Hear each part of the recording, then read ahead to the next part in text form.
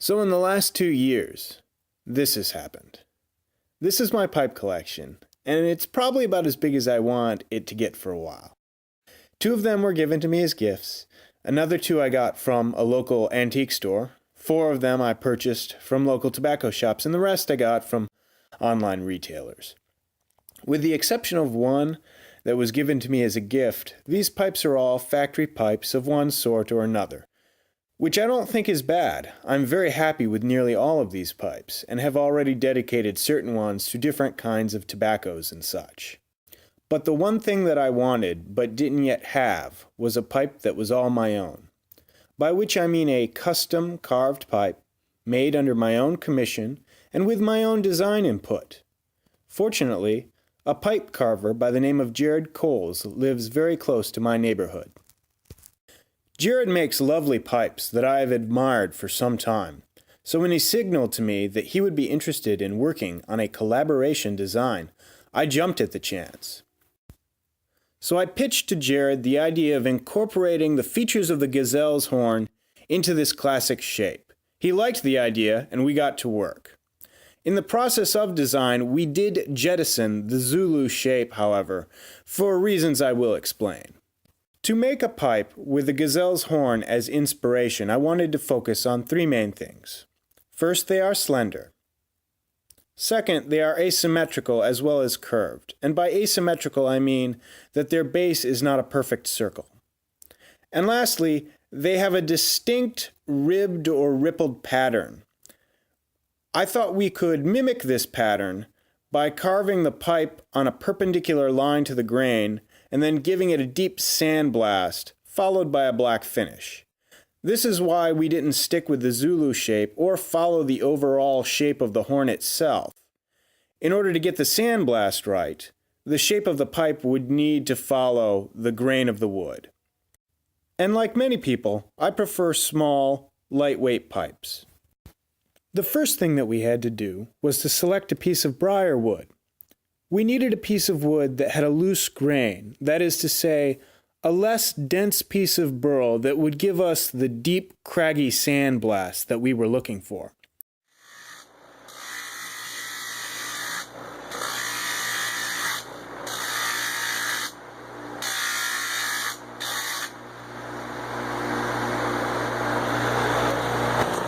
This is a bit rectangular. I want it to be a little bit more close to round. Okay. Which will shrink down the whole thing.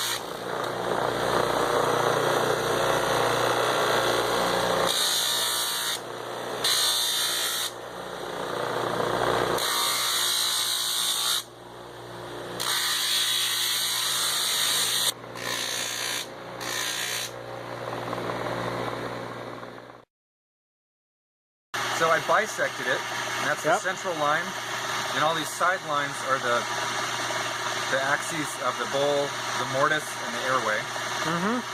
And I glued pieces of briar where they're going to meet. So now all I have to do is place this point on where those lines meet, and I have my perfect mortise line.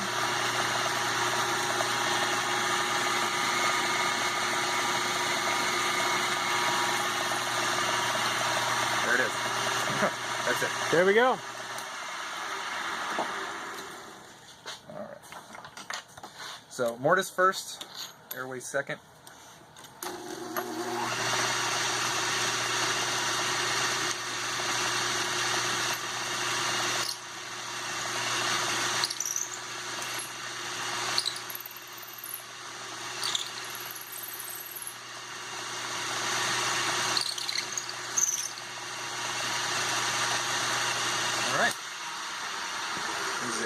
drilled.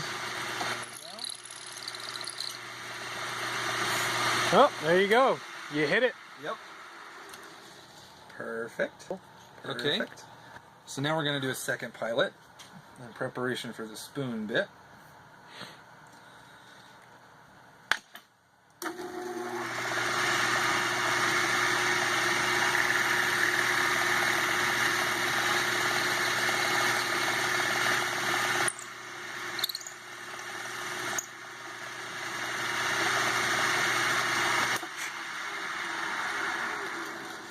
There we go.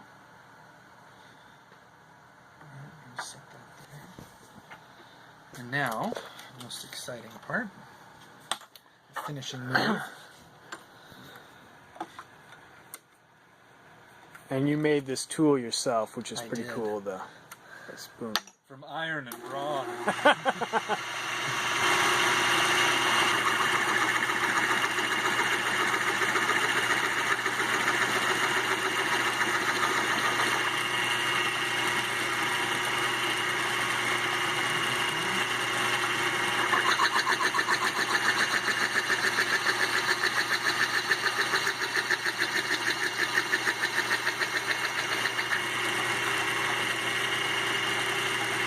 So close.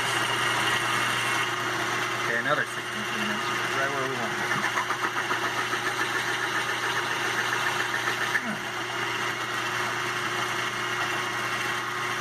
Oh, perfection. All right. Perfection.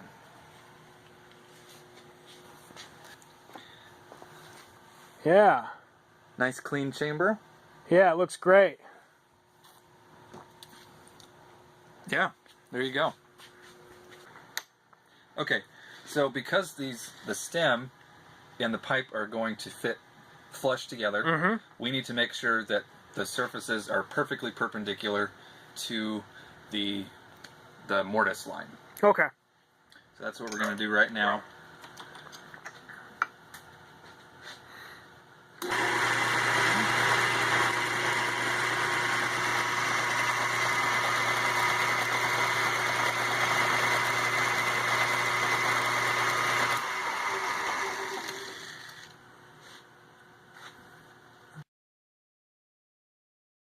Here. This is what the stem will be. Mm-hmm. Yep. Starting material. And this is a rod of ebonite. Mm-hmm. So this will go fairly quick. Or slow. Now it'll go quick.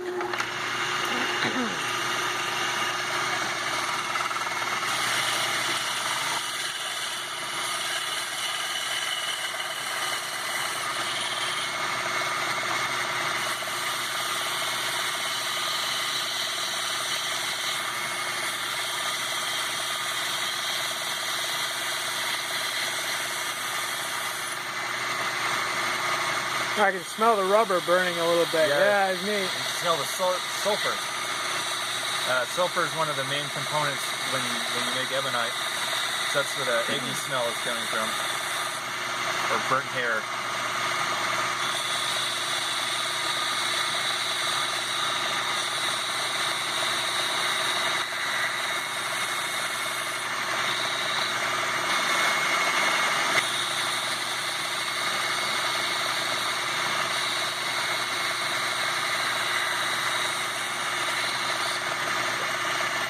And this is going to end up being the bit, this dimension. It looks really small in comparison with the rest of the rod, but this is going to be the actual part that you put in your mouth here.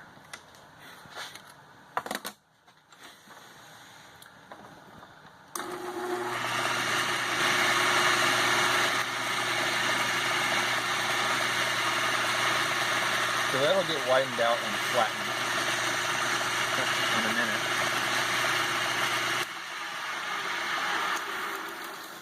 But that's all the preparation you need for the bit. Okay.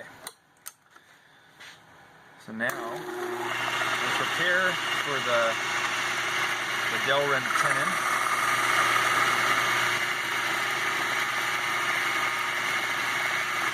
I don't know if you can see that on the camera, but now I'm producing a finish that's almost like a mirror quality. So now we'll drill a hole that the Teflon thing will go into.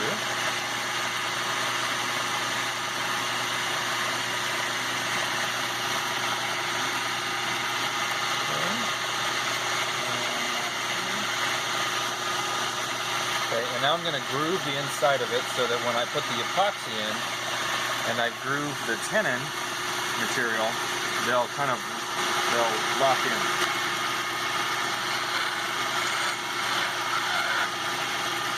Okay, and this is a tapered bit.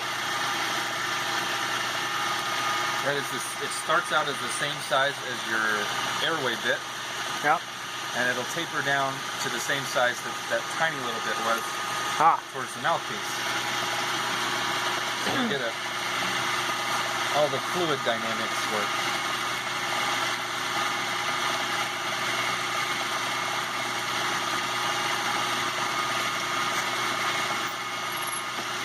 Because turbulence is what creates goop in your pipe. And so if you can get a nice smooth airway that tapers down and then widens out at the same time, you won't get turbulence and you won't get... So I do epoxy and a mechanical fit. That's why I have to force it in with the tailstock. I see. So you've got the interlocking grooves, you've got the epoxy, and you've got the mechanical fit. Wipe off the groove.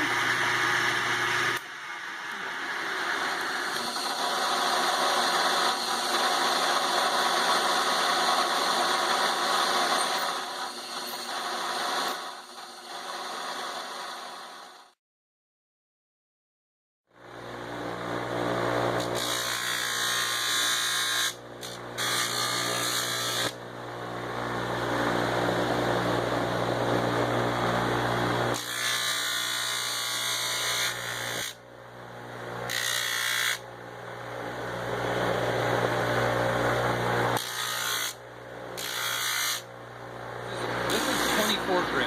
Okay. Very rough, very fast. This is 150 grit. So Okay. It's jumping up quite a bit. You'll be able to see all the grain.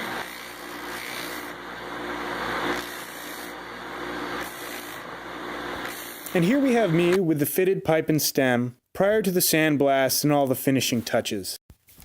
We'll leave just as Jared starts filing down the stem prior to giving it its final polish. This is what the pipe looks like after receiving its sandblast. And here we have the pipe after receiving its final finish and buffing. I couldn't be more pleased with the way this pipe looks. I showed this picture to someone at work and they actually asked me if it had been carved from a piece of animal horn. The pipe measures right about 14 centimeters or just under 5.5 inches from tip to tip. And it weighs in at 28 grams or 1 ounce. And oh yeah, it smokes like a dream. If you're interested in seeing more of Jared's work, you can visit his website at jaredcolespipes.com. He also has pipes for sale at smokingpipes.com. Just type Jared Coles into the search box. And if you're in Europe, you can find his work at scanpipes.com. There you can find his work listed under pipe makers by name, Jared Coles Pipes.